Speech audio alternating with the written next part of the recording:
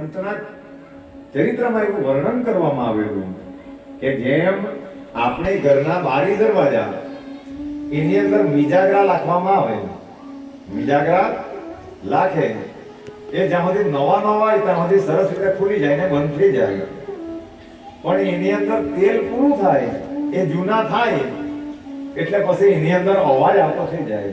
એ બધાને અનુભવ છે, એનો અવાજ આવે અને કોઈ વાર તો બહુ અવાજ બી આવે, જલ્દી ખુલે પણ નહીં એવી સ્થિતિ થાય.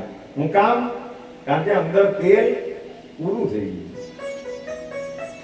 એવી જ રીતે આપણો સંસાર પણ નવા હોય ત્યાં સુધી ચાલે સારો, નવા હોય ત્યાં સુધી સરસ રીતે ચાલે. પછી જેમ વર્ષો થાય એટલે સંસારમાં પણ અવાજ આવતો થાય, બધે જ થાય. કૃષ્ણ હાથે થયેલો આપણે કાલે દર્શન કર્યું, કૃષ્ણ હાથે થયેલો તો પછી આપણી હાથે થાય, એમાં કઈ મોટી બાબત છે.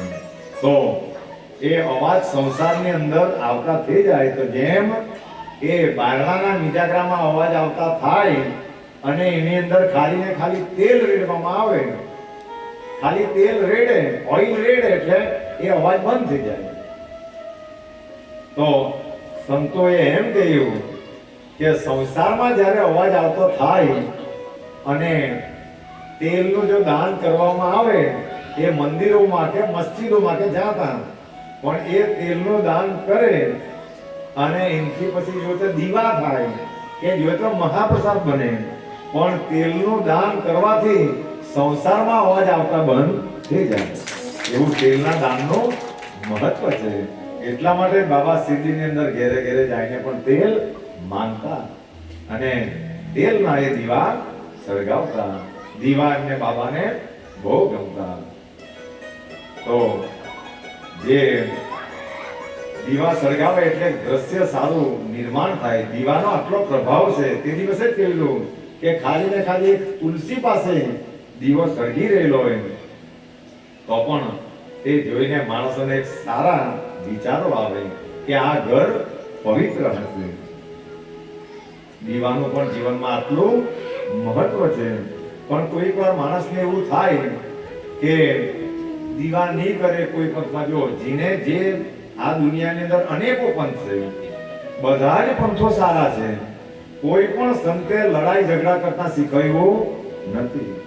બધાએ સારો જ રસ્તો બતાવ્યો દરેક સદગુરુએ.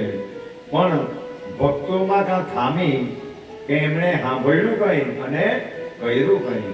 બાકી દરેક સંતોના સત્સંગમાં તમને સારું જાણવાનું મળે. એટલે કોઈક વાર કદાચ કહે કે દીવા કરવાની જરૂર નથી, એવું નથી મિત્રો. દીવાનું એક મહત્વ છે. આજે પણ માણસો મૃત્યુ પામે એટલે દીવો સળગાવવો પડે. સળગાવે ને જે કહેવા વાળા પણ પાછા સળગાવે તો ખરા. એટલે એનું મહત્વ છે. કામ? કારણ કે માણસ જ્યારે મૃત્યુ પામે પછીથી બીજી વસ્તુ પર બેસતો નથી. પછી તો એમનું સ્થાન એ દીપ જ્યોતિ પર હોય 12 દિવસ સુધી. પછી આપણે ખોરાક આપીએ તે ખાઈ શકતો નથી. માણસ મૃત્યુ પામે પછી ત્યાં તો ખાલી એક રીત પૂરતું આપણે મૂકી આવીએ કે ભાઈ મેં ભાણું મૂકી આવ્યો, અને કોઈ એમ કહે કે ભાઈ રાતના ખાઈ ગયો, એવું કઈ આવે નહીં. આ તો ખાલી મારો ને તમારો ભ્રમ છે. જીવતા હતા ત્યારે ખવાડ્યો નહીં ને પછી મરી ગયો પછી કે ખાઈ ગયો, આવું બની શકે કોઈ દિવસ? એટલે જીવતા છે ત્યારે જ બધા ખવડાવી લેવો, ત્યારે સાચી ઠોકીને કહેવાય કે ખવાઈ ગયો. મરી ગયા પછી લોકોને કહેવા જાય કે કાલે મૂકેલું તને ખાઈ ગયો. આ ભ્રમ છે આપણને. પણ એ મૃત્યુ પામ્યા પછી તો એને આત્માનો ખોરાક આપવો પડે, ભગવાનનું નામ સ્મરણ ભજન કરવું પડે, તો એ આત્માને શાંતિ મળે. એટલા માટે આપણે બધા ત્યાં શાંતિ પ્રાર્થના બોલીએ. એમનું સ્થાન એ દીપ જ્યોતિ પર હોય અને એમને આત્માનો ખોરાક આપવા પડે. પછી આ ખોરાક કામ લાગતો નથી. અને ખરેખર તો પંચાયતમાં સાંઈ કથા થયેલી ત્યારે બધાને એક શબ્દો કહેલા હતા અને તેનું અનુકરણ પણ બધાએ કર્યું કે માણસ મૃત્યુ પામે, સાંજે 5-6 વાગે મૃત્યુ પામે, દરેક જગ્યાએ મેં આ કહેલું છે. મેં એમ જે એટલે એક અહંકાર આવે એ પણ વ્યાસપીઠની ક્ષમા માંગુ છું, કારણ કે મેં આવી ગયો એ અમારી ભૂલ હોઈ શકે. પણ વ્યાસપીઠ પરથી બધાને કહેવામાં આવેલું કે માણસ ભલે જોઈએ તો સવારે પણ મૃત્યુ પામેલો હોય. સવારે તો ઠીક છે જાણે, પણ આ તો સાંજે 7 વાગે મૃત્યુ પામે તો 8 વાગે પણ કાઢી લઈ જાય.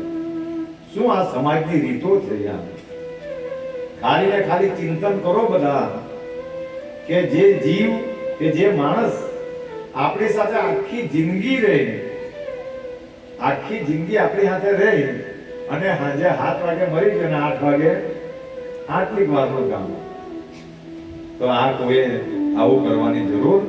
એને એક દિવસ રાખો યાર, સાંજે રાખો, સાંજે એના નામે ભજન કીર્તન ભગવાનના પાઠો કરો, એને આત્માનો ખોરાક આપો. આ તો ખાલી મેસેજ આવ્યા એટલે બધી તૈયારી કરીને ચાલ ભાઈ, આ કોઈ આપણો મળે જ નહીં. આવી રીતે એને એમ જ ઠકી મારીએ એ માનવતા ન મળે. કારણ કે એ જીવ કેટલા વર્ષ સુધી આપણી સાથે રહ્યો, પણ બધાની એક માનસિકતા કે કાલનો દિવસ બગડી જાય આપણો, તો હું આટલા વર્ષ 50-60 વર્ષ આપણી સાથે રહ્યો તો હું એક દાડમાં એને માટે એક દિવસ હું મહત્વનો નહીં મળે? આ વસ્તુને સમજો એક દિવસ એમને પ્રેમથી. કારણ કે જેમ છોકરો વેકેશનની અંદર આપણા ઘરે આવે, એ ગુરુકુળમાંથી ઘરે આવે અને જ્યારે સ્કૂલ ચાલુ થવાની હોય તો ત્યારે એને આળસ આવવા લાગે, અને જે દાડે જવાનું હોય તે દાડે તો ખરેખર બહુ આળસ આવે. આ બધા અનુભવો છે. જવાનું મન નહીં થાય તો કદાચ, આ તો કદાચમાં પછી લખાય, તો આ જીવાત્માને પણ જે દિવસે રહેવાનું મન થતું હશે, કારણ કે એનો છે એમનું શરીર એ ઘરે છેલ્લા દિવસ એનો, અને એને ખાલી ને ખાલી ઉતાવળ કરીને લેજે. તો એક સંતે એવી વાત કરેલી કે આવું કરે તો આ જીવ શ્રાપ આપીને જાય, પણ એના બદલામાં એ જીવને શાંતિથી રાખે, સાંજે ત્યાં ભગવાનનું નામ સ્મરણ કરે, પાઠો કરે અને બીજે દિવસે શાંતિથી એમને વિદાય આપે, તો એ જીવ આશીર્વાદ આપીને જાય.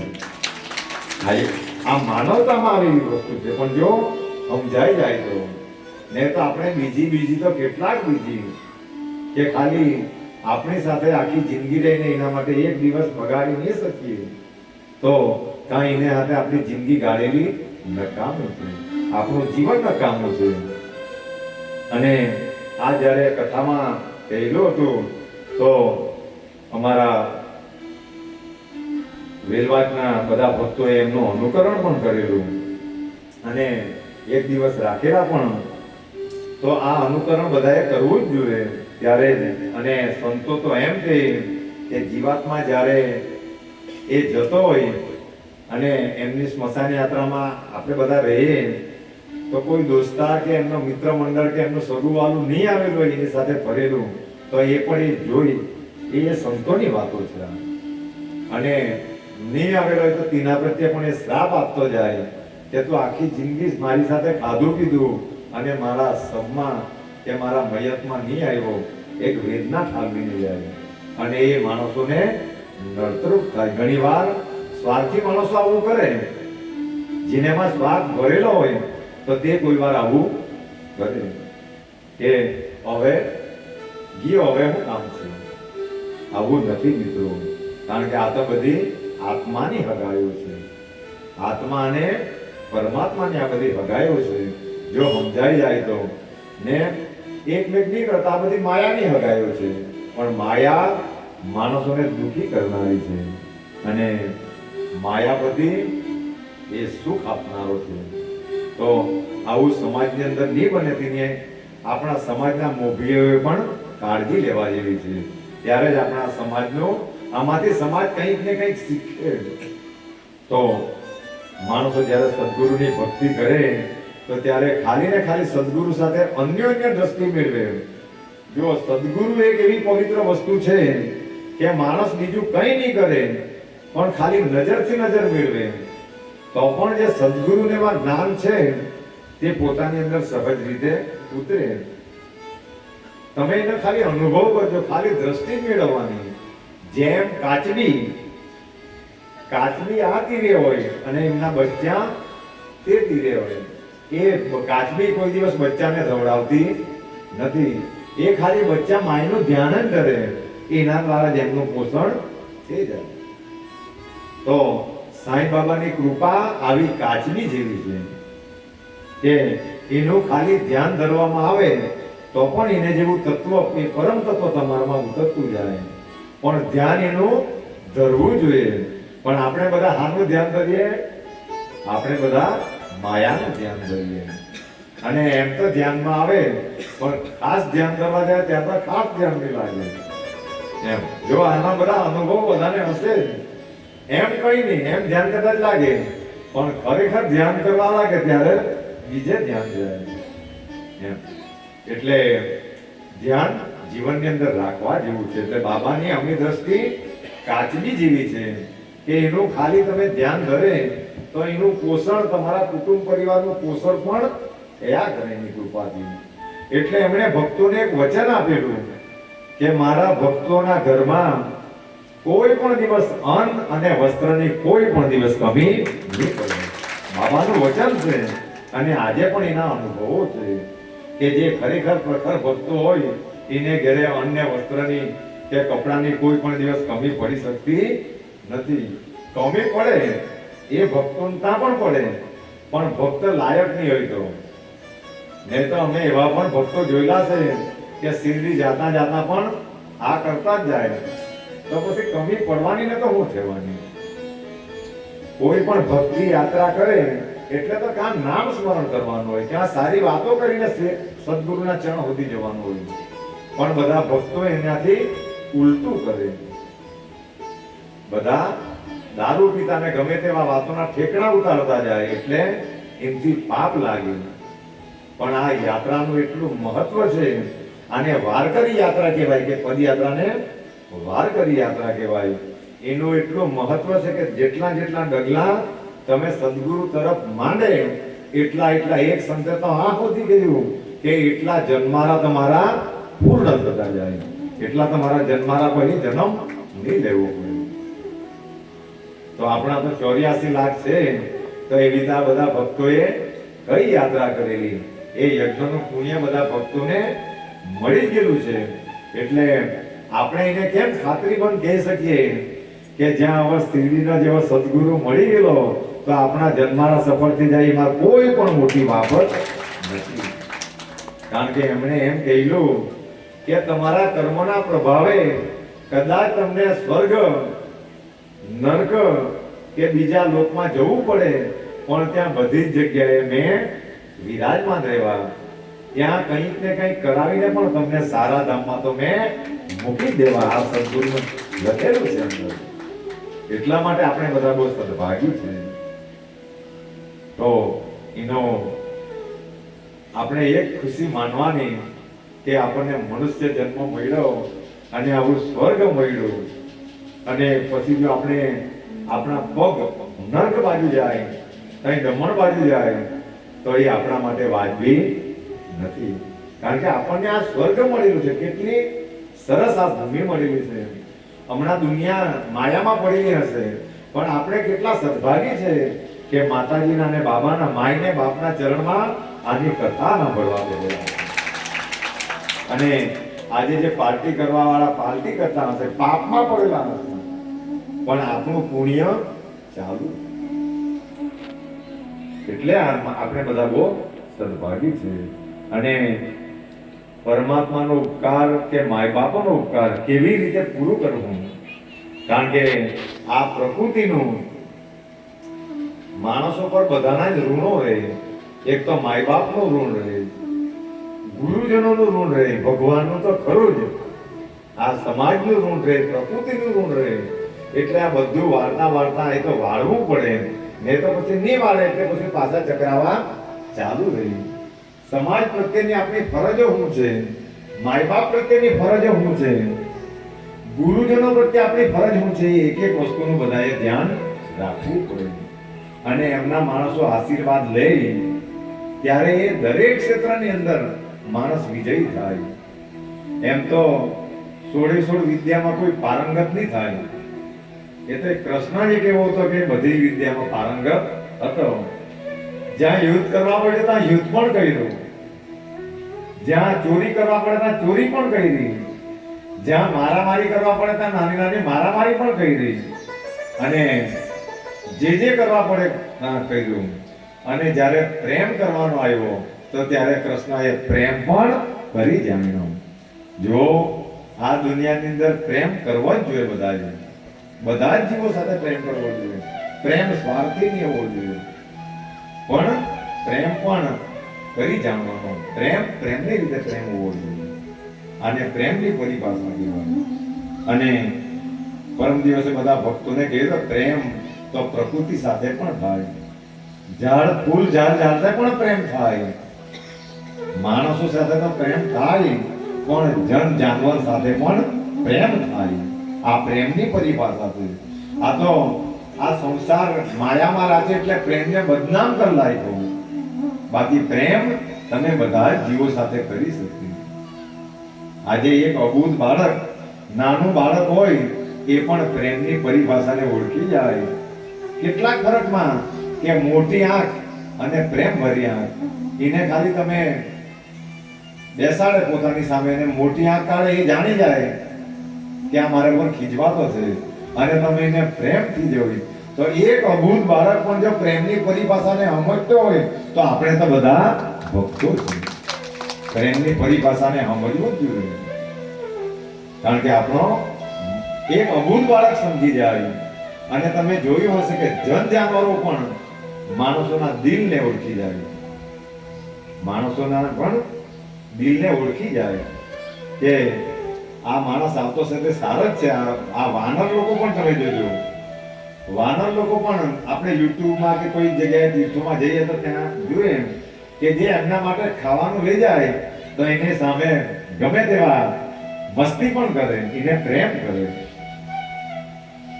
પણ કોઈ કોઈનું લઈને નાહી જાય તો જાણે કે એને કઈ ને કઈ આનામાં ભાવ નથી, એટલે તેને નુકસાન પણ કરે. પણ જે માણસની અંદર પ્રેમ હોય એને આવા જન જાનવરો પણ નુકસાન કરી શકતા નથી, કારણ કે પ્રેમ ને એ ઓળખી જાય. અને જીવન છે, સુખ આવવાનું છે અને દુઃખ પણ આવવાનું છે, કારણ કે એ બધા સંધિ છે એની. જેમ દિવસ નીકળી ગયો અને રાત આવી, આ રાત પૂરી થઈ જાય અને કાલે પાછો દિવસ આવી જાય. એટલે સુખ દુઃખ, લાભ હાનિ, જીવન મૃત્યુ એ બધા એક સાથે સંકળાયેલા છે. ને તો આપણા પર દુઃખ નહીં આવતે તો સુખની અનુભૂતિ નહીં થાય.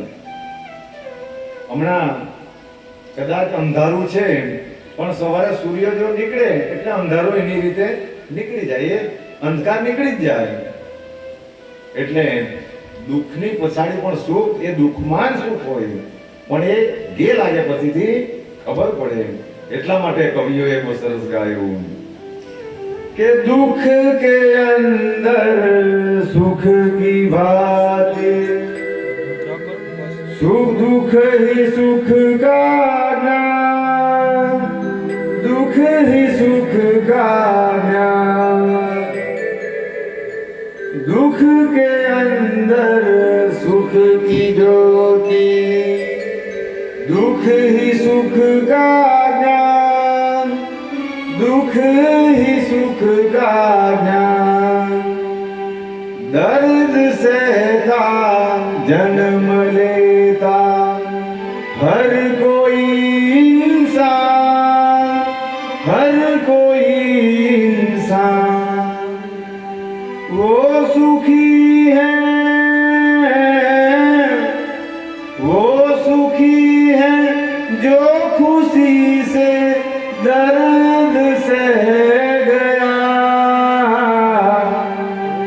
सुख का सागर उसका जीवन बनते रह गया. અને પછી અમારા જેવા ગાંડા હોય તે ગાય કે મેરા જીવન કોરા કાગજ કોરા ही रह